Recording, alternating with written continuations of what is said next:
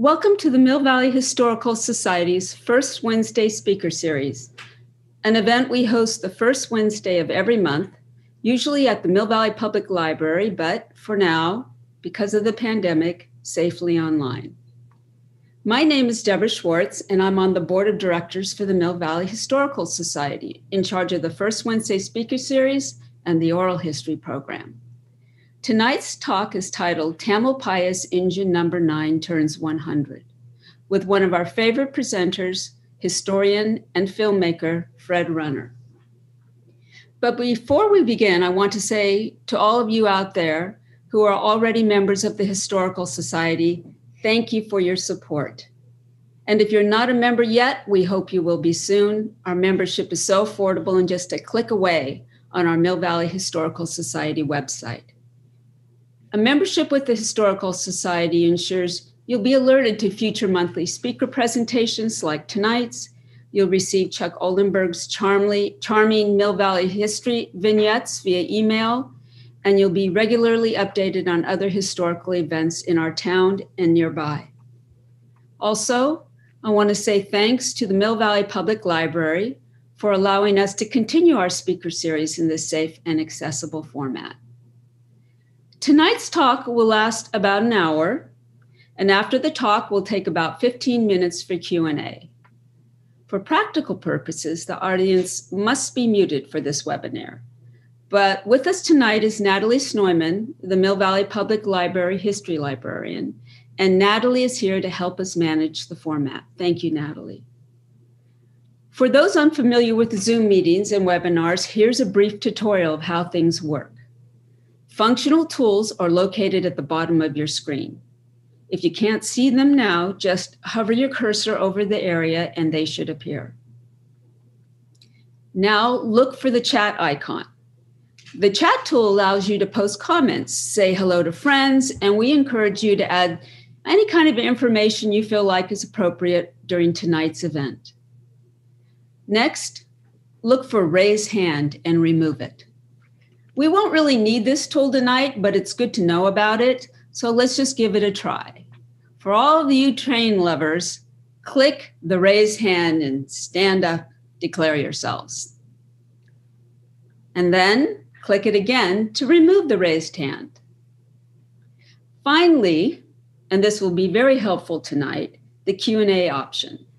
You may have questions for Fred. This is where you can post those questions. And then after Fred's talk, I'll read them to him. And if you have comments to add, that chat function is also the best place for that. In 1896, Mill Valley was a postage stamp town when construction began on a scenic railway that would make our tiny hamlet internationally famous. It was a spectacular railway journey from the town center to a grand lodge at the rocky summit 1/2 mile above San Francisco Bay, or into the dark primeval canyon we know as Muir Woods. The Mount Tamalpais Muir Woods Railway drew elegantly dressed tourists, documentary filmmakers, and celebrities, including Susan B. Anthony, Jack London, John Muir, Sir Arthur Conan Doyle, the man who brought us Sherlock Holmes, and my own relatives. My grandmother told us that preparing to go up the railway was a big experience for everybody, and often people would dress up for the adventure. Thousands rode every year to the summit and back on what was called the crookedest railroad in the world.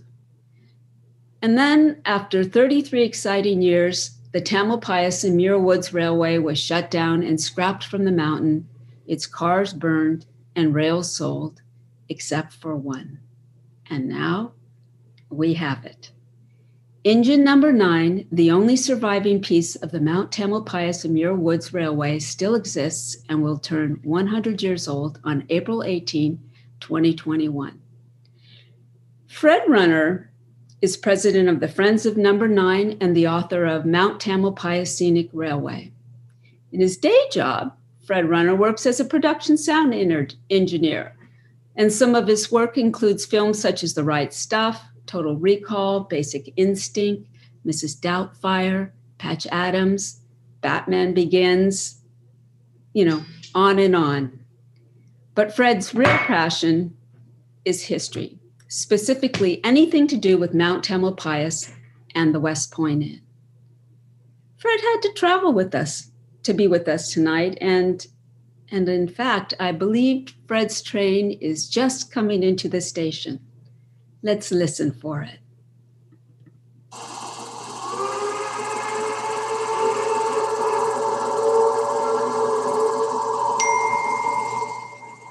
Yes, here he is. Ladies and gentlemen, please give a warm welcome to my friend and yours, Fred Runner. Thank you, Deborah. Wow. I brought my own train with me. It's pretty good. And it's very quiet for a train. Anyway, hi, I'm Fred, and thank you, Deborah, for the nice intro. It's great to be here, and always fun to talk about the railroad. We're proud of engine number 9 and excited about the fact that engine number 9 turns 100 this month, actually. So without further ado, let me click the screen share button, and I'll start the presentation. That's number 9 in 1921, 100 years ago right now. Good evening, I'm Fred Runner, and I'm the president of the Friends of Number 9. We're an all-volunteer nonprofit organization that is the only surviving piece of the Mount Tamalpais and Muir Woods Railway on the planet. Engine number 9 turns 100 this month, and we want to celebrate because centennials only come once. As you know, a century ago, the Mill Valley had an internationally famous tourist attraction, the grandest mountain railway ride in the world. It was the Mount Tamalpais and Muir Woods Railway, a scenic railway that showed natural wonders, spectacular views, and offered hospitality on both the mountaintop and in a famous primeval forest known as Muir Woods. On a local level, most of the employees lived in Mill Valley. They all said it was the best job that they ever had. It's what they always said. 100 years ago this month, a new locomotive, engine number 9, was the first new engine in 12 years, and it was a big deal. It was a custom-built steam engine built especially for work on Mount Tamalpais. It cost $16,000, which is about $250,000 in today's money. It was 34 feet long and weighed 36 tons. The railroad carried an average of 35,000 people every year, over 1 million passengers in its lifetime. And because of efficient railroad connections at the Mill Valley Depot, the town hardly ever noticed. Joe Marshall, the guy on the left, was the railroad's master mechanic in 1921. He's likely the one who ordered engine number 9. Number 9 made the front page of the Mill Valley Record. Engine number 9 arrived on April 18th, 1921. This month, on April 18th, 2021, 100 years later, the Friends of Number 9 will celebrate the engine centennial with a very loud blast from the past. More on that later. But first, let me give you some background on the Scenic Railway. In 1896, a small group of Marin businessmen did a bold thing for a small town. They built a scenic railway up Mount Tamalpais, 8 winding miles from the dirt streets of Mill Valley to the rocky summit of Mount Tamalpais. In 1896, San Francisco was the biggest city in the West, biggest city west of St. Louis. What we think of as the West was everything from the Mississippi River to the Golden Gate. San Francisco, of course, was the jewel of the West. But in between San Francisco and St. Louis, there was nothing. Where would the customers come from? Building a railway was a pretty bold idea, or a pretty bold venture. It took 6 months for workmen to build the railroad grade using picks, shovels, wheelbarrows, and blasting powder. An average of 200 laborers gouged, chipped, and blasted 8 1/4 mile railroad grade by hand from the solid rock of the mountain. 22 wooden trestles spanned creeks and canyons along the way. A steam engine, number 498, moved supplies from Mill Valley up the rails to the workers. You should note in the middle of this photograph, just let's see, if I do this and put the cursor there, that's a train actually heading up the mountain. I thought that was a pretty cool shot. This is off an 8x10 black and white negative, by the way. When they got to the summit, they built the Tavern of Tamalpais. And when they were done in November of 1896, they lit a bonfire and proclaimed that they were open. And San Francisco saw the bonfire blazing in the night sky. The Tavern of Tamalpais had a lobby and a small restaurant that served local meat and produce. Beer and wine were both local and international. Wines were from both France and the Napa Valley. A variety of beers were offered, ranging from Pabst Blue Ribbon to Guinness Stout, which was imported from Ireland. Upstairs, there were 8 guest bedrooms to spend the night in. The railroad quickly became more popular than they imagined. In 1897, a year after opening, tourists could overwhelm the tavern and its restaurant when trainloads of over 200 passengers arrived. So they built the dance pavilion, the building on the left. It could also double as a dining room. An archway spanned the tracks. Guests could stand on the archway above the tracks and watch the steam trains arrive or depart. Paths were quickly built up the step to the summit for sightseeing. Also in 1897, a phone line was run from Mill Valley up to the summit. This was technology at the summit, pretty spiffy for 1897, and the U.S. Weather Service began collecting data to help forecast the weather.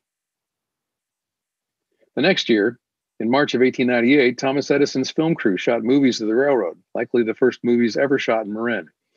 The small railroad threw all of its resources into the effort. It was a brilliant move that would show people on the East Coast moving pictures in the new Scenic Railway in far-off California. A few months later, in July of 1898, the Scenic Railway was the cover story of Scientific American. The magazine praised the railroad as an engineering marvel and gave examples. For most people, the Tamalpais adventure started in San Francisco at the ferry building over here.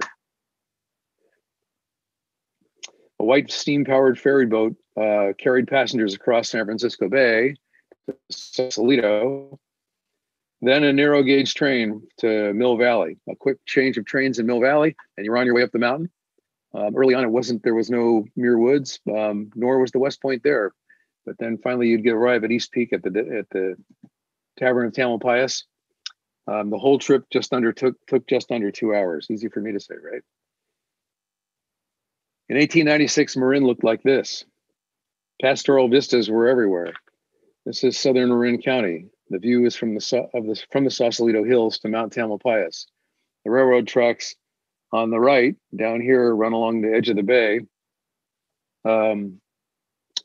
toward Mill Valley. And in fact, if you have a large screen, you might be able to see, for those of you train fanatics over there, there's a little plume of steam of a train heading into Mill Valley over here.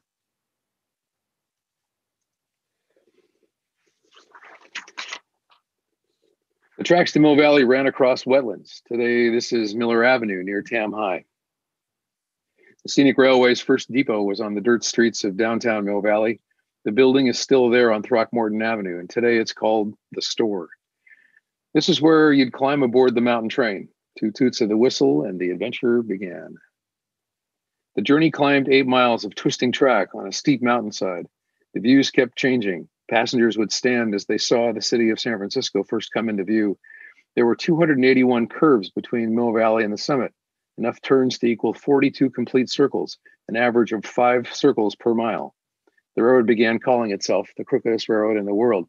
And one interesting footnote about the railroad is that the engines pushed the passenger cars ahead of it up the mountain. So unusually, the passengers, when they were heading up the mountain, were not looking at the back of the steam train. They were actually looking at an unblocked view. They could see anything and everything as things changed around every turn. That was very unusual for train travel. At the summit was the Tavern of Tamalpais, a popular destination that expanded very quickly. Business was so good that in 1900, they expanded the tavern again, adding 30 rooms, substantially enlarging the second floor and the dining room. Behind the archway was a railroad yard where trains parked and waited for the next trip down the mountain. The tavern is on the left. The dance pavilion is in the center. And over on the right is the weather station where the U.S. Weather Service collected data. Working for the Weather Service strikes me as a great job, collecting data on the mountaintop and then strolling over to the tavern for breakfast, lunch, or dinner, and then maybe take a hike or read a book or have a drink in the bar at the tavern. All in one little place in the middle of nowhere. It seems like a lot of fun. The West Point Inn was built in 1904. It was a place where steam trains met a horse-drawn stagecoach for the beach. The inn is a vestige of the Wild West with a history that includes an attempted stagecoach holdup by masked gunmen. The West Point Inn still stands today, and it's listed on the National Register of Historic Places. In non-COVID times, you can spend the night there. The inn's actually been challenged quite a bit lately because all its revenue comes from people spending the night, and they haven't been allowed to because of strict COVID rules. So the inn is hoping to, as things lighten up, that they'll be able to welcome people back to the inn and get the bank account filled up again. There has been a GoFundMe campaign that's been used to collect a little money to help keep the inn going. Something you may want to look into. That's our commercial moment. Now moving on. There was also the Muir Woods Inn, which is this wonderful rustic building. It welcomed the first tourists to Muir Woods. Inside was the main building was a lobby, a bar, a restaurant. John Muir himself dined here. Guests spent the night here in nearby cabins. Sadly, the building didn't last 5 years before it burned. A variety of rustic cabins where guests spent the night. Some had canvas roofs that rolled up for all the fresh air you could ever want. Others were built entirely of wood and were closer to the Muir Inn. Railway employees were the first guides at Muir Woods. Fred Whitmore, seen here on the right with a megaphone, was the guide for tourists and a few celebrities in June of 1923. When engine number 9 was on the mountain, Whitmore was the guide for Sir Arthur Conan Doyle, the man smart enough and clever enough to invent Sherlock Holmes. Conan Doyle came with his family and then later wrote a short memoir of their trip. He said, "In all our wanderings, we've never had a more glorious experience." He praised the railroad as a good and reverent steward of its lands. He said, "It has been made accessible and yet tenderly guarded from all vulgarity. One has not been allowed to pick so much as a flower in the redwood grove, and one feels that all of it should become national parkland."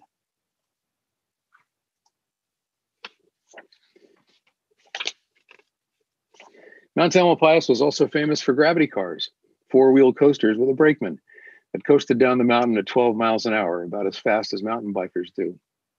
Gravity cars were invented in 1902. They were a fun, money-saving way for the railroad to bring overnight guests at the Tavern down the mountain. Initially, they departed the Tavern at sunrise, heading down the mountain to Mill Valley to meet morning commute trains. It was initially instituted for businessmen who were visiting the Tavern and had brought a client to close a deal. They might spend the night at the Tavern, get up the next morning and be able to get to the city early enough for a full day's worth of work. The gravity cars left Mount Tamalpais, the Tavern, at 7:20 in the morning, headed down the mountain. You connected with the commute train in Mill Valley, and then the ferry boat in Sausalito, and finally arrived at the ferry building at 9:05 a.m. And on the other side of the ferry building was streetcar service to everywhere you could want to go in downtown San Francisco. So you'd be there by 9:15 or 9:30 at the outside. So why wouldn't you want to bring your clients up to Mount Tamalpais?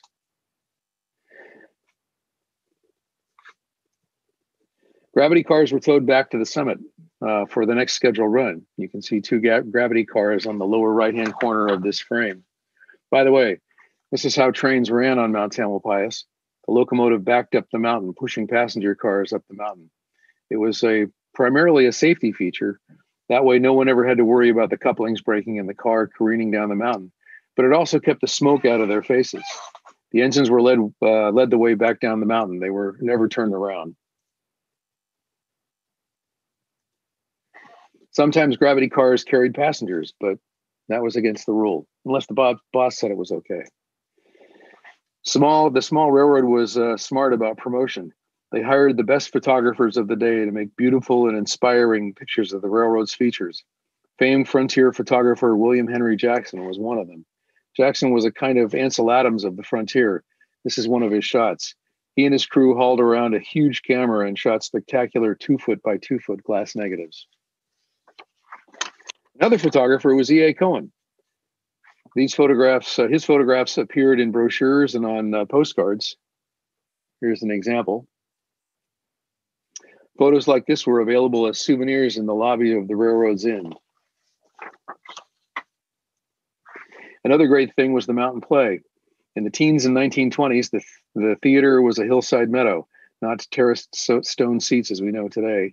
Many hiked the mountain theater from various parts of Marin. Lots of people from the city came by train. Long before yellow school buses, this was a big deal for the railroad. It was the single busiest day of the year also at the West Point Inn. Extra staff had to be hired. Trains dropped people at the inn. Innkeepers took orders for very fresh chicken dinners. They actually had chickens running around on the grounds there. That's what they did before refrigeration. This shot is from around 1920 when the railroad laid tracks down the old stage road. Productions like Robin Hood used the natural landscape to set as a set. Mount Tamalpais became Sherwood Forest. Here are two Robin Hood characters, Maid Marian and Shadow of a Leaf. The costumes had terrific details in them. As you can see, there was a lot going on. The railway offered food and drink and hospitality with city style against a rustic background. As most people know, its primary business was tourism, showing people with a breathtaking view from a mountaintop or a chance to stroll around the primeval forest of Muir Woods. But there was also an interesting subtext of environmentalism. They promoted wilderness preservation and made marine wilderness easy to appreciate and rejuvenating when compared to the noisy and frequently smelly cities that they all knew.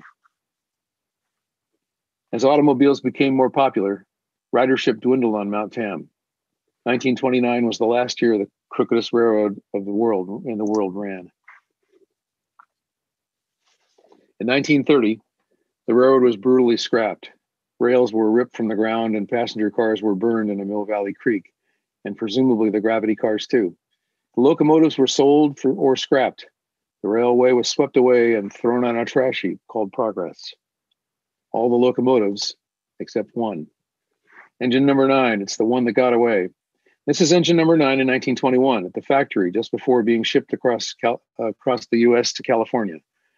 Today, it is unique insight into the once famous and popular railroad. It's an incomparable relic that had gold leaf lettering, 5-inch tall letters with a red drop shadow beneath each letter. Here's a brief photographic tour of number 9's life. Here's number 9 at the East Peak next to the Tavern in 1921. 1922, this is number 9 at the midpoint of the railroad, a place called Double Bow Knot. We can tell because of the fact that it's been relettered that the paint scheme was likely changed at that point too. You can notice if you look at the tender, you'll see here's what the lettering looked like in 1921 and 1922's different kind of lettering. Number 9 was also up at East Peak again in 1923, shortly after the Grand Tavern burned to the ground. You can see the ruins on the right. The photo was taken as part of a Chevy PR truck stunt. Chevy was trying to show that its trucks were as tough as steam engines. Some things never change. In 1924, number 9 was sold. It had been a very bad year financially for the railroad because the tavern had burned to the ground and was underinsured. A new tavern needed to be built as a destination to draw tourists. And there was a hoof and mouth epidemic that canceled the mountain play that year. Selling number 9, which was the newest engine on the line, was the easiest way to put the railroad back in the black. Number 9 began a 30-year career in forest logging after that. By 1953, its logging career was over. The engine was sitting on a siding waiting to be scrapped, looking a bit forlorn. At a time when steam engines were being replaced by diesel trucks, the Pacific Lumber Company brought number 9, probably for scrap metal value. They spent 3 years restoring it, and in 1956, they put the engine on display outside the new museum. The museum could use number 9 to tell a rich story, a story of rugged steam-powered forest logging, and also a story of the last engine of Mount Tamalpais. Notice how there's no lettering on the engine. And the last job that it had, it was numbered 5. So shortly after that, the museum actually lettered it number 9, which was a nod to its time on Mount Tamalpais because it had never worked for Pacific Lumber. Pacific Lumber took good care of number 9, preparing it for decades, standing outside in the damp Humboldt weather. And every few years, they put a new coat of paint on it. But in 2018, 62 years on display, the town no longer wanted the locomotive, and number 9 was put up for auction. Out of 6 bidders, the friends of number 9 bid the highest, but just barely. We bid $56,240, which was just 6% more than the runner-up. Winning involved removing all the equipment from this park, a process that involved cranes and trucks and patience and money. On November 27th, 2018, almost 98 years after the order for number 9 first landed on a desk in Erie, Pennsylvania, number 9 left Scotia and began its 200-mile trip home. The next morning, we unloaded number 9, lifting the 36-ton locomotive from a trailer and placing it on 2 rails in Sonoma County. We've been very lucky. Our landlord has allowed us to park number 9 there for free. So that's when our restoration work began. It was a process full of detail. The friends of number 9 have come a long way, creating a list of everything on the locomotive, what's there and what's missing, and what needs to be restored. Our goal is to restore number 9 to how it looked in 1921, when it first came to Mount Tamalpais. A surprising amount of the engine is intact. Pacific Lumber did a wonderfully thoughtful job on number 9, preparing it for display in the damp outside Humboldt County weather. Things that they did, like placing a steel lid over the top of the smokestack and keeping the insides dry, was very important. If rainwater gets inside and mixes with old ash, it becomes sulfuric acid and eats up the metal. Brass bells are also very popular with souvenir hunters. Fortunately, Pacific Lumber put a pin in the top nut. You can see the little button right there in the top that made it nearly impossible to move. So we have the original bell, which feels amazing. Our list also includes the gauges that we need to find. And rusted metal that needs to be replaced. Metal that's rusted through from the inside out. We had to map out the things to fix or replace, combing through the original 1920 order and the historic photos we have. This illustration by Joe Breeze, he spent hundreds of hours measuring and then drawing a computer blueprint of number 9. It's been tremendously helpful to us. Joe's research also helps us see what number 9 will look like when we begin to add the pieces back. One of our first issues was asbestos, a common thing on steam engines back in those days, but a liability today. Last summer, we hired Central Valley Environmental, a professional hazmat contractor, to safely contain and remove the asbestos.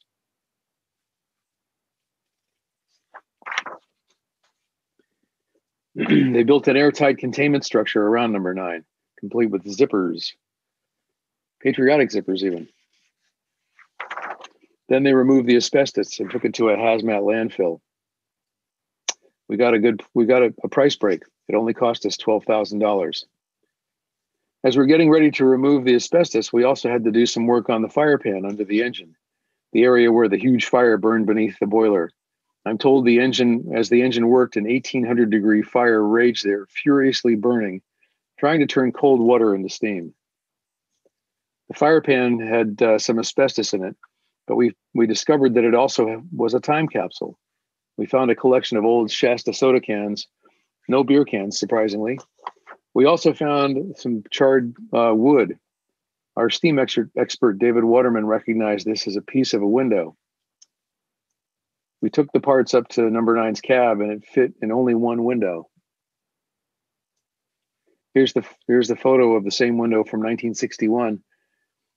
Roughly the time that things were thrown into the fire pan. The window frame is damaged here. The left side is missing. We think someone wanted to see a fire down in the firebox. They took pieces of the window, lit them, tossed them into the firebox. Most of the pieces never burned, though, luckily. Beneath the charred black paint, we found the red paint of the Mount Tamalpais Railway. This is the only known sample of the original paint. And interestingly, it matches very nicely with a painting that was created in 1965 by historians Harlan Heine and Roy Graves. Roy Graves worked on the engines on Mount Tamalpais in 1907. He was a fireman on the first train into Muir Woods, a trainload full of school kids who came to see what Virgin Redwoods were all about. And he became a renowned and respected railroad historian in the Bay Area. Apparently I talked to the family, and apparently this painting still hangs in Harlan Heine's studio in Southern California.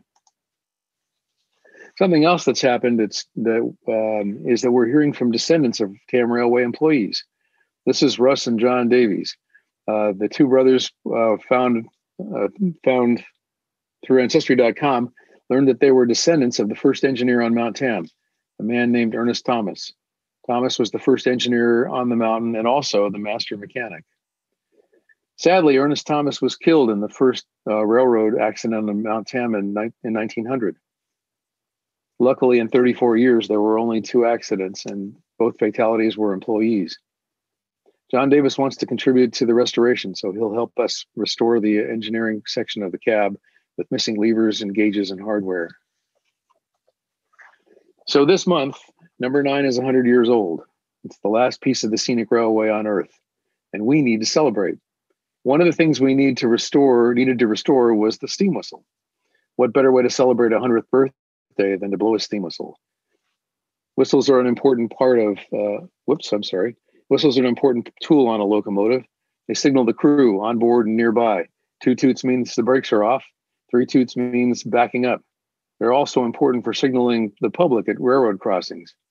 We commissioned the recreation of number 9's 1921 whistle. We were very lucky to find Chris Rizzoli, a man with 46 years of experience building steam whistles. He started at the age of 8. Here is Chris and his dad in their machine shop. Today, Chris makes and repairs steam whistles for railroads all over the country. This new whistle is, for us, will be the 4th whistle on engine number 9. The original whistle on number 9 in 1921 is long gone. The only photo we have is this factory photo just before number 9 was shipped. It's never been, the whistle was never seen again after this photo was taken. We think it was stolen during shipment between Erie, Pennsylvania and Mill Valley, California. This is the whistle right here. It's what's known as a single chime whistle. It has one voice to it. When number 9 arrived, the railroad needed to make a whistle fast. Number 9 would make its first run up on Mount Tamalpais a week after it arrived. Here's the whistle that the railroad built. It's homemade, built from parts in a workshop, using boiler tubes and such. This kind of whistle is called a Casey Jones whistle. It's different from most others. It has 4 tubes or 4 voices. Casey Jones whistles were all made of shop parts and didn't look like the brass cylinders that most other whistles were. Most whistles, instead of having 4 voices, have 1, 3, or 5. And as I mentioned, this whistle has 4 voices. So here's the whistle on number 9 when we bought it. It was the 3rd whistle that had ever been on number 9. Chris took it apart and cleaned it up. We found damaged parts. We found damaged parts that would be dangerous if we used them. He warned us that because of the damaged threads here, that it would be likely that this would become a projectile when we operated it. So he rebuilt the guts of the whistle from solid brass. The original is on the right, and the new piece in process is on the left. Then it was time to create. There we go. Then it was time to create the new pipes once he had finished the base. We gave Chris our best 1921 photo of the whistle. He drew a grid over it, like that, sort of. And he used it to approximate the sizes of the tubes. He made adjustable tubes so that he could tune them for the very best possible harmony. And he took it to his brother's shop up in the Sierra foothills, a place where he could make a lot of noise and not bother the neighbors. And then he began tuning the whistle. When he was done, he measured the adjustable tubes to a 1,000th of an inch, easy for me to say, and then welded the fixed tube lengths. The finished product is flashier and probably sounds much better than the original because of Chris's amazing amount of work that he put into this whistle. This is how we'll celebrate engine number 9's 100th whistle, or 100th birthday rather, blowing the whistle at a live virtual event viewable on Friends of Number 9's website. So please join us at Friends of Number 9 and hear the sound of Chris's work on Sunday, April 18th at noon. It's the 100th anniversary of number 9's arrival in Mill Valley. It's a COVID-friendly virtual event. Watch it live at noon. It'll be short and sweet, won't last long. Click the button on our website to see the event. Then visit our website for details now on friendsofnumber9.org. But once we've done the event, it'll actually remain as a recording on the website, so you can watch it if you don't happen to see it the first time we do it. Chris Rizzoli says that the thing that people remember most about steam engines are their sounds. Listening to them sound like they're breathing. As long as there's a fire in them, they do sound like they're breathing. There's no sound more memorable than a steam whistle, though, he says. One other thing that's worth mentioning also is, while we're mentioning things about the railroad, is that there's a marvelous relic. This is actually a 4-foot-long model that you've probably heard me talk about before. This model was built between 1908 and 1911 by Howard Folker Sr. It's a really amazing model, 10% of the size of the real working engines, and yet it has moving parts that were powered by an electrical motor. It's about to go on display at the Marin Museum of Bicycling in Fairfax starting on April 22nd, which will be their first day to open after COVID. They'll be open Thursdays through Sunday from 11 a.m. to 5 p.m. You can go see this amazing 4-foot model and push a button and watch things spin. Right now, the model's 110 years old, and amazingly, it still works with its original parts. The whole reason that Howard did this was he wanted to be the machinist for the Mountain Railroad. And so Bill Thomas, the master mechanic, had him build this model over 3 years, creating all the parts except for the nuts and bolts, measuring the pieces, creating molds, pouring hot molten metal, then machining the parts at 1/10 scale and building this locomotive model and then running it off electricity. It was pretty much rocket science for 1911. He became the machinist for the Mountain Railroad. One of the interesting sort of offshoots of this whole thing is that we've heard in all the rumors about Bill Thomas that he was a machining genius. No doubt in the 3 years that he supervised Howard Folker Sr.'s construction of this model, that he stood over Howard Folker's shoulder and said, do this part first before you do that part, and showed him how to do all the machining properly so that he could learn the art really of machining before he became the Mountain Railroad's machinist.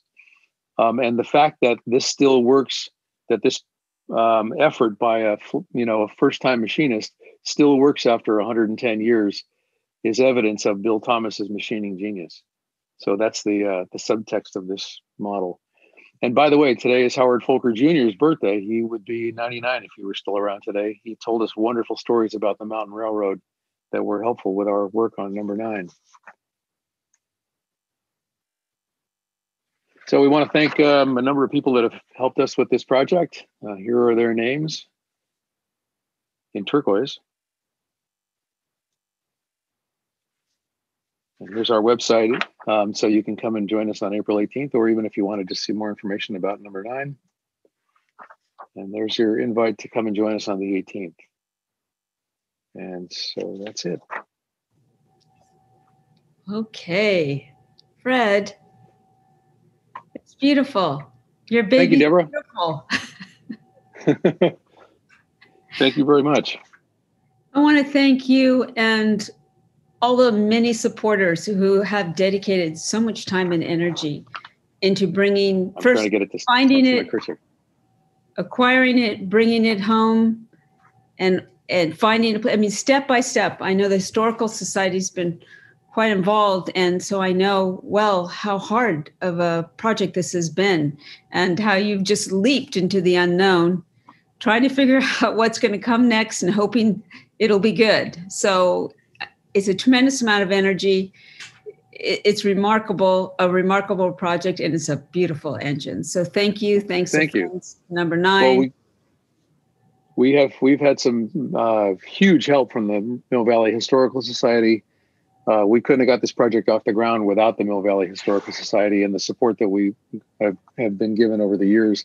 Not to mention the Friends of Mount Tam. Both those groups were fundamentally important for us to be able to bid the money that we bid. They helped us with that. And without being able to bid that amount, we would have lost the engine, and who knows where it would have gone.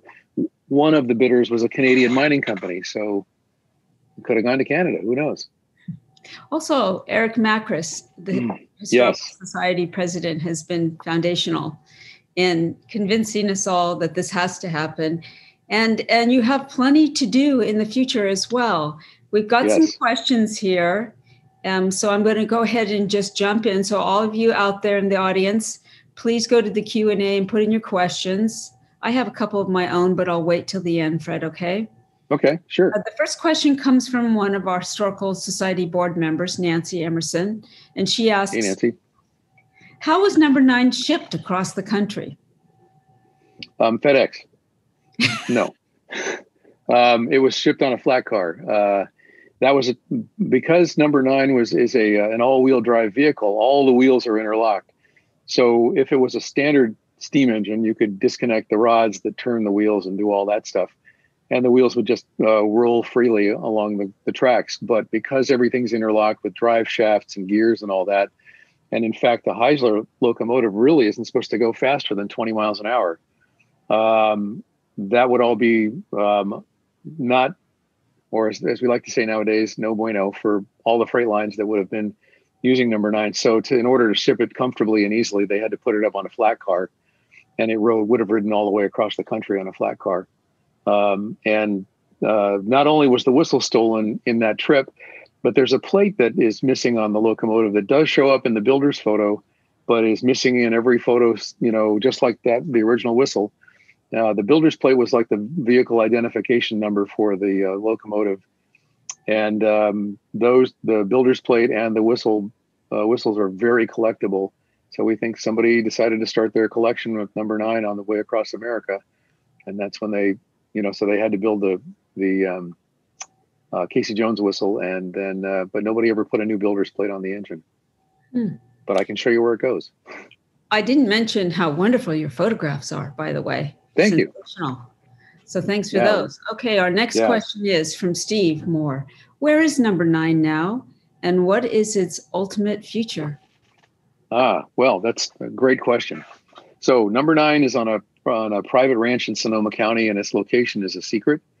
And the reason it's a secret is because the owner has said we can park it there for free as long as people don't come snooping for it. So we thought that was a pretty good deal. And so we haven't been telling anybody where it is so that we can keep having free rent, which is very helpful for a nonprofit for sure. So it's also a place that's, off the beaten path. So we can work on the engine and not worry about things disappearing, which is another asset. What our plan is to finish restoring the engine to what it looked like in 1921. We're working on the final location for it. Eric is actually spearheading the effort to try to see about getting it in Mill Valley.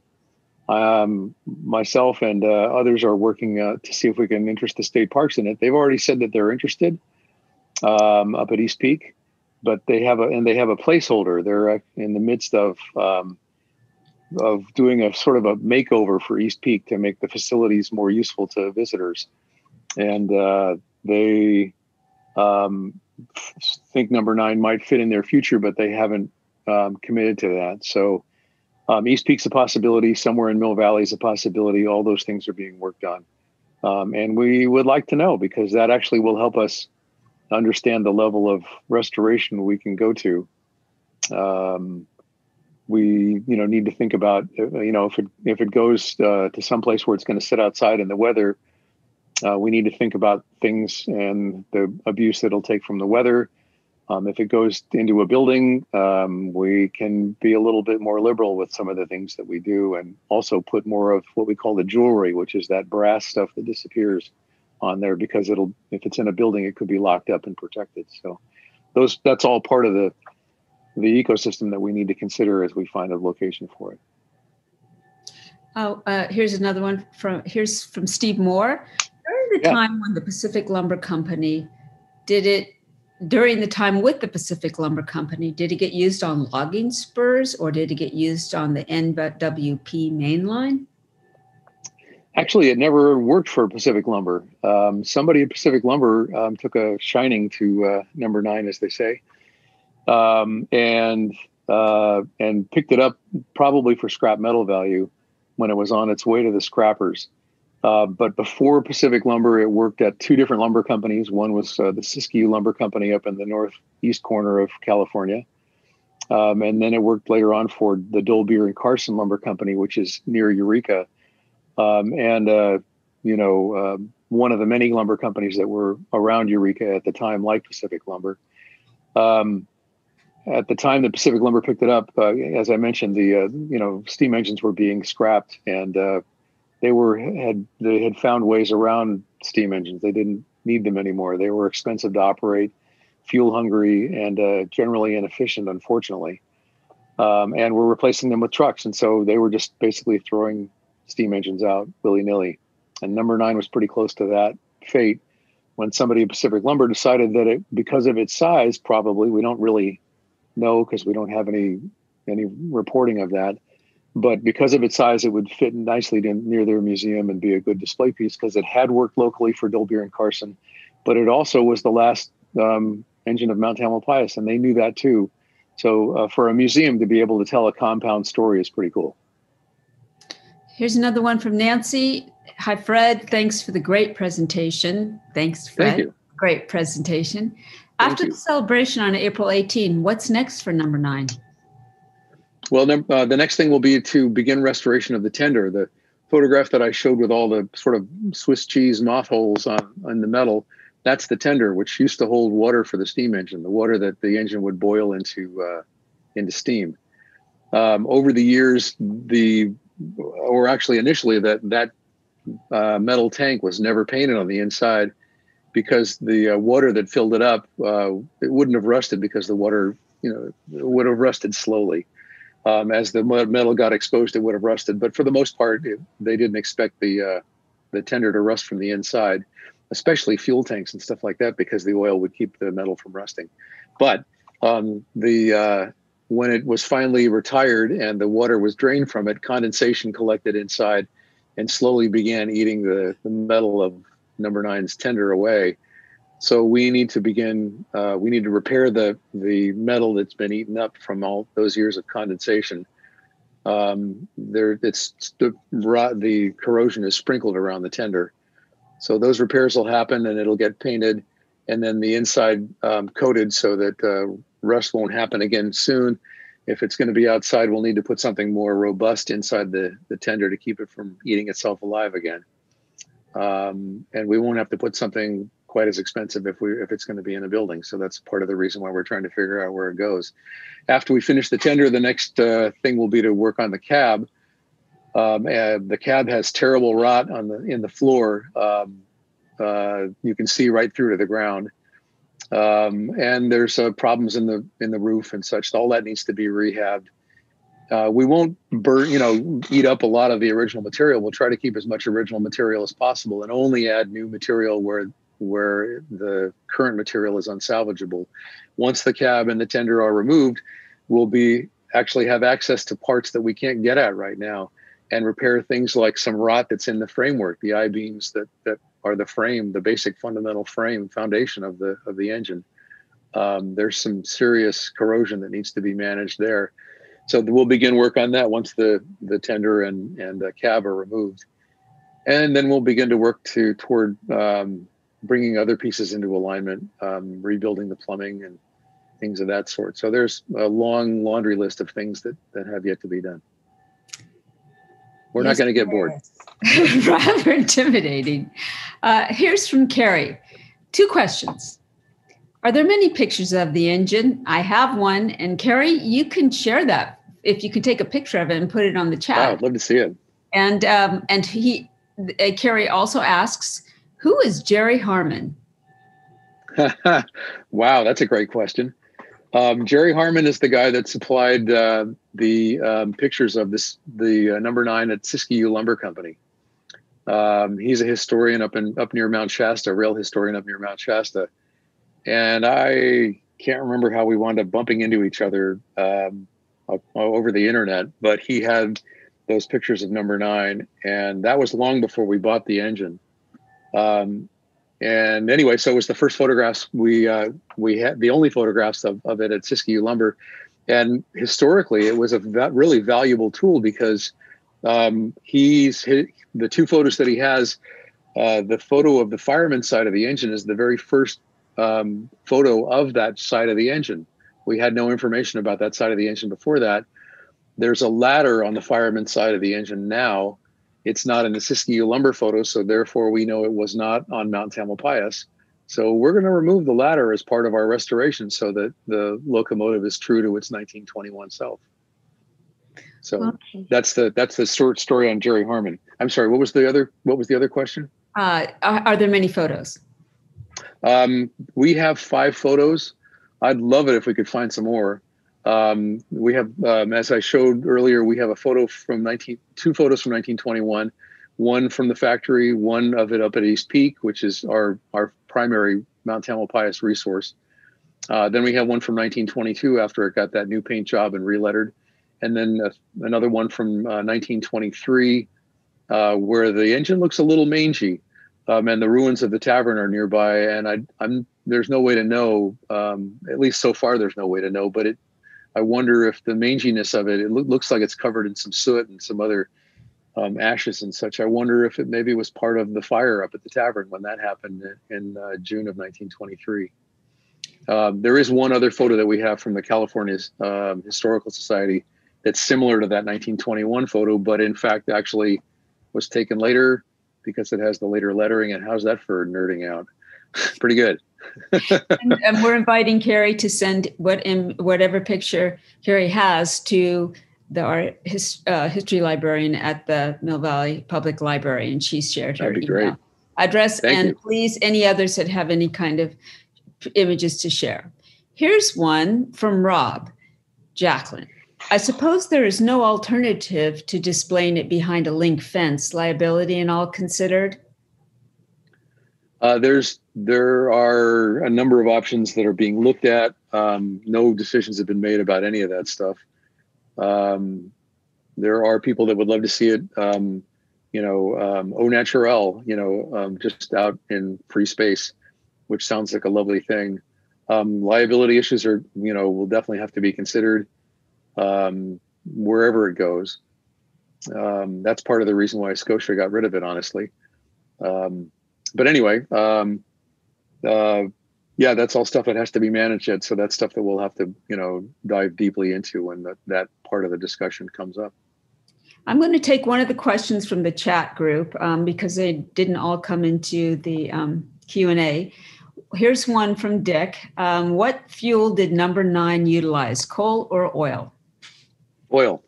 It was an oil burner for its entire life, which is a terrific thing in that it puts out less embers than coal or wood. Mount Tamalpais early on initially was a wood, alternated between wood and coal, and it may have just been because one resource, was easier to find that week than another week, or maybe one burned a hotter fire and therefore they used coal on days when they had bigger trains. We don't know, but by 1902, it seems that the railroad had made the changeover to using fuel oil, which in fact was a huge money saver for them. There's an article that I stumbled onto where they mentioned that one round trip to the top of the mountain and back to Mill Valley was $7 and change using wood as fuel. And when they went to oil, it was only $1 and change. So a substantial savings for the railroad. And yes, it was only oil burning. Okay, from Prissy Lee, how many years was the Mount Tam Railroad making money? Don't have that memorized. There were good years and bad years. Without a doubt, the most amazing year was 1915, where there were over 100,000 passengers that year that rode the railroad. They were all people that had come to see the World's Fair in San Francisco. Laura Ackley would be happy to tell you that almost 19 million people came from around the world to San Francisco. And of course, on the rooftop of the ferry building, it said California welcomes the world, invites the world to the 1915 World's Fair. 19 million people came. I can't imagine San Francisco tolerating such a thing today. But anyway, many of those people came to Mount Tamalpais, or enough of those people came to Mount Tamalpais that it thrived in 1915. They had bought extra passenger coaches and enlarged the restaurant at the Tavern at the top of the mountain. and were ready for the crowds. And so they really prospered that year. They averaged 35,000 passengers a year. Years like 1918, when the Spanish flu was keeping people at home, they didn't do so well. But that's I don't remember which years were the best years, or which years were the really hard years. But certainly the last years, the railroad was worn out, and by 1929, the automobiles were a problem, but the frequent use of the railroad and the fact that they didn't have anything to raise capital, ridership was dropping. Bill Provines, who was the last living employee of the Mountain Railroad, said that the railroad was basically worn out, and he was certain that he overheard Bill Thomas, who was at that point the superintendent, say that he was sure that they needed $250,000 to rehab the railroad to keep it going, and they were losing ridership all the time. There was no way for them to get that kind of money to fix the railroad up. Here's a question from your host, is me. How many people could ride on at a time on the train? It would depend on how many cars they had, of course, but the passenger agent at the ferry building in San Francisco would call Mill Valley saying how many people had got on board the ferry with passenger tickets for the Mountain Railroad. So they would know how big a train they needed to build for each load of passengers that came over. Bill told me that the wooden coaches that they used, that were the primary coaches that they used, held 62 people per car. So 3 cars would be about 180 people. And on mountain play days, they had everything working on the mountain, which was a big day for them. They'd have people that were going to visit the tavern, as well as trainloads full of people heading for the mountain theater. And in 1920, as mentioned, they had a siding that they put down the stage road. So they parked 3 trains there while the other trains went up to bring people to the tavern and let the tourists be tourists and not playgoers. So it was and the dance between all the engines was fascinating, because there was only one track from Mill Valley to the top of the mountain, and a single track from the bow knot into Muir Woods, and you couldn't run trains against each other or there would have been accidents. And the railroad had a remarkable safety record for a mountain railroad with only one track. There were sidings where you could park the trains so that one could get by another, but once a train was going, there was no way to get around it. And so the schedules had to be stuck to ruthlessly. You had to leave on time. You had to arrive on time. That was essential to the safe operation of the railroad, and they did very well. All right. Here's from Marilyn Bagshaw. Was the fire that burned the hotel caused by the train? My father fought the fire riding on a horse and wagon with the water tank. My grandfather was a fireman for Mill Valley. The Bill Provines, the newspapers tell us that there was a campfire near the tavern that caused the fire, but Bill Provines said that no, in fact, it was caused by a kitchen fire where they were roasting chicken. Somehow that caught fire, and it quickly spread through the dry timbers of the tavern, and pretty soon the whole place was ablaze. The stories were that they had problems opening up the fire hoses, that the new fire system that had been installed at the tavern, a number of failures happened. And so that's how they lost the Grand Tavern up at East Peak. And then also, sadly, the tavern wasn't fully insured. I believe it was insured for something like 60% of its value. So that when they got the insurance money, they needed to build a new destination to draw tourists again. They didn't have enough money to pay for the insurance money to pay for the tavern. So the rest of it was out of pocket. So that was a big hardship on the railroad. And that's part of the reason why Number 9 had to be sold, because there was just too much expense in 1924. So, yeah.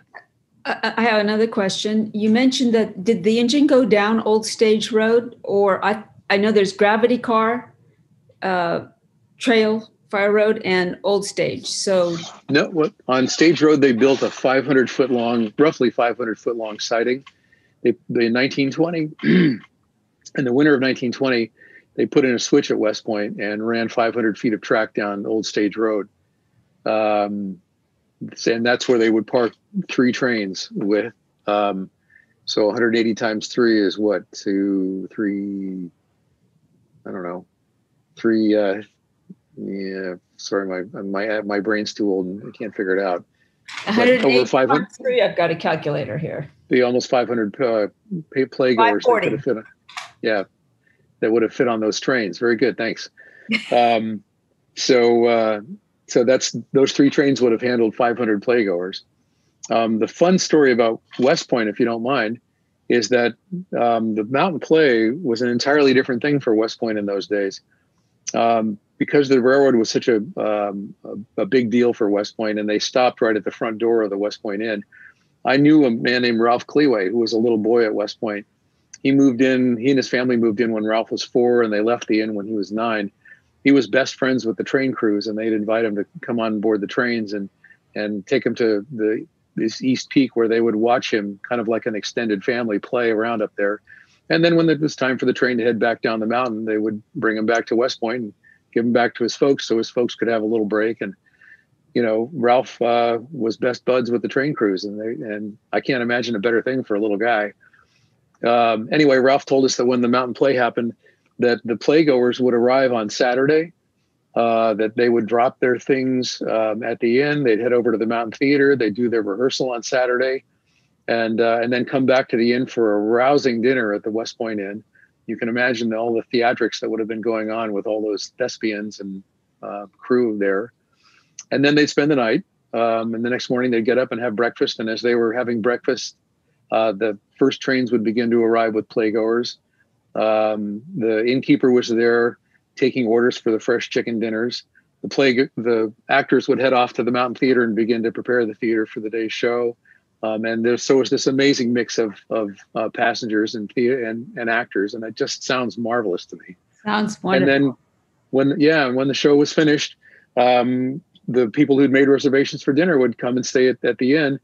The first time the Cleways were there, they had dining space on the front porch only, which was the same size as the porch today, and the front parlor.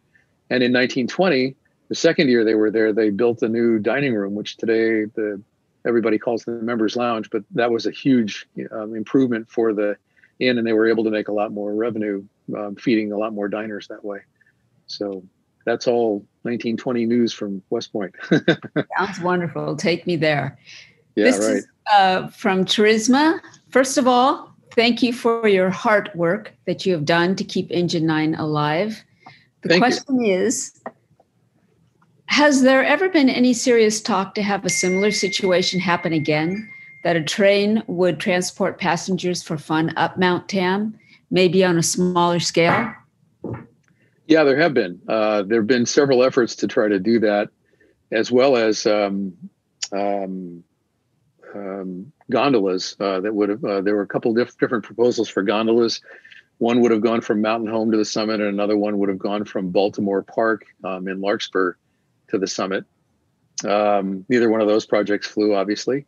And in the mid 1960s, there were the steam engines. The kind of steam engines that had been on Mount Tamalpais became available from lumber companies that had closed down in the Sierras, and some people tried to light a fire that would have rebuilt the railroad from the Mountain Home Inn up the mountain to the summit, and those were stopped. And so that's, as far as Mount Tam goes, those are the only projects that have ever happened. There is a gentleman in Mill Valley who's had an idea for an electric version. One of the biggest issues, though, with recreating the railroad on Mount Tam would be the fact that hikers and cyclists aren't used to the idea of trains moving back and forth on the railroad grade, even though the title is obvious that that's what it was built for. So having a train come down all those twists and turns, it would have to go at an extremely slow speed until people got used to the idea that they'd have to share the space with a railroad. So that's a complication. There are other railroads that service parks around America, but that's pretty much the scoop on Mount Tam. Okay, we have just a few more questions. Yeah. This is from Nud. I hope I'm saying that name right. Thanks for the excellent presentation. What is the possibility that the engine of the locomotive will be restored to the functional level and fired up? Why? Why not? Well, there are more than a few people that would like to see that happen. Right now, our plan is to fix things so that they could be operational, but not go the full way, because the operational part of it is A, expensive, but B, it's unlikely that anybody will give us more than 34 feet of track to put the locomotive on, either at East Peak or in Mill Valley or wherever it winds up. Nobody's really going to give us 150 feet or, who knows, thousands of feet, 8 miles of track to be able to run the engine on. So at this point, it doesn't practically make sense for us to restore the engine to full operation and incur that added expense. By the way, I have a prop that I should have brought in earlier. Here's the whistle that we created for the engine. So you can see it. It weighs a mere 10 pounds. Wow. And that's the whistle we'll be blowing on the 18th. Okay, we have the final two questions. I'm very curious. Yeah. This is from Lou Judson. I'm very curious how the wheels were run. There are no steam pistons or push rods. How can we find out more about that as a steam nerd? Well, Lou, it's always a pleasure to talk to a steam nerd. So the scoop on how the engine worked is I'm going to use the photo over my shoulder here, or try to anyway. Okay, so right here, there are pistons. There's two pistons, one on each side in a V formation, and they work back and forth with the help of the steam engine. The steam engine is connected to a drive shaft, and one drive shaft runs forward from where those two pistons are, another one runs back, and the locomotive is, as mentioned, an all-wheel drive steam engine. So the drive shaft connects to a whole bunch of gears in each truck that turn all those wheels. They're all locked together. That's how a Heisler engine worked on a railroad. Others had rods along the side and that kind of thing, but the Heisler engine had everything underneath and in the middle. So there's the good news and bad news was that meant the engine stood taller than most of them. So that meant that it had a higher center of gravity. But it also meant that unlike the Shea engines, which had a drive shaft along the side, as its drive shaft lengthened, we're really nerding out here. As the drive shaft lengthened, the engine lost power, and then as it shortened, it actually gained power. Heisler had even power through all the turns because of how it was built. So that's really nerding for you there. All this is being recorded, and so we have this historical. Oh my God, I'm really in trouble now. Here's a question. I'm going to have this question and one more from me. This is from Steve Moore. Jeff Moore, Steve Moore's son here. As an addendum, Pacific Lumber bought the number 9 along with the rest of the Doyle Beer and Carson Lumber Company in 1950. TPL continued running the DNC under the name from 1950 to 53, then brought the engine to Scotia for display after closing the old DNC operations down. That's Steve's comment. Okay. That sounds like a good comment. We'll keep that one. Okay. Can I tell one more story? Yes. And then I have one more question for you, sir. Okay. So the story I want to tell is a story that was told to me by Howard Folker. As I mentioned earlier, today would be his 99th birthday. Howard Folker was a lifelong resident of Mill Valley. He was born in Mill Valley and grew up in Blythedale Canyon. His father worked on the Mountain Railroad, started as a brakeman. And the family says that he was the youngest engineer on the mountain line, worked his way up through all the positions to become the youngest engineer on the Mountain Railroad. And Howard told wonderfully emotional stories about his fond memories about how he remembered Bill Thomas, who the master mechanic and superintendent, and Jake Johnson, the senior engineer, because after his father had finished working on the Mountain Railroad, he became an inventor, and their house was in fact right across the creek from the shops of the Mountain Railroad. Howard enjoyed listening to them build the trains in the morning, listening to the hiss of the steam and the clank of everything. anyway, when Howard's father was working on his inventions, he'd invite Jake Johnson and Bill Thomas over to take a look at his new designs and tell them what they thought was right and what was wrong. And so Howard was a big man because young Howard at the age of 6, when he walked downtown and ran into Bill Thomas, he'd reach out and shake Howard's hand and say, "Howard, how are you?" And same with Jake Johnson. He emotionally remembered Jake Johnson, this mountain of a man at the age of 70, lifting Howard up like he was a feather, putting him in the cab, and Howard being terrified and thrilled all at once because the fire was roaring in the engine. And he had Howard reach up and pull one rope that blew the whistle and pull on another rope that clanged the bell. And then he would ask Howard to run around and put oil in the oil cups on the engines. And so Howard felt really important while he did all that. And then Howard told us how, sadly, the year the railroad was scrapped, because they lived right across the creek from the shops, he had a front row seat watching them scrap the railroad. And he told us how they brought the trains down into the turn there near the shops and fastened a cable to the passenger cars and ran the cable through a pulley on a tree and fastened the other end of it to the locomotive and drove the locomotive forward. And as they drove the locomotive forward, it pulled the passenger car into the creek. They poured fuel on the passenger car and watched the passenger car burn away all the metal and burn away all the wood and leave the metal behind. And Howard watched the whole railroad burn up. You know, he didn't see any of the gravity cars burned up, but he watched the railroad get burned up. And one of the times that we tried to go and talk Scotia into letting us have number 9, which didn't work, but it was an interesting time because I told Howard's story, and Pacific Lumber had just been run into the ground and destroyed in bankruptcy. And the man that was the head of the new town council said, "You know, I've lived in this town all my life. And I climbed on that locomotive as a boy. I watched people steal parts off it." He said, I would have always told you that it should never leave this town. But tonight, what I told him was the reason that we come is because number 9 is all there is. What Howard Folker watched it all burn up. And so Howard's story helped us change John Broadstock's mind. He said, "Up until tonight, I would have said the locomotive should never leave this town, but tonight you changed my mind." That was a huge moment for us. Here's my last question. Yep. Can you tell us, Fred, what we, the community, can do to help support you in your efforts? Well, watch our event on April 18th, but we're always happy to accept donations. And we will not stop needing donations until we finish restoring the locomotive. And even then, we may continue to need locations if we build a building. You know,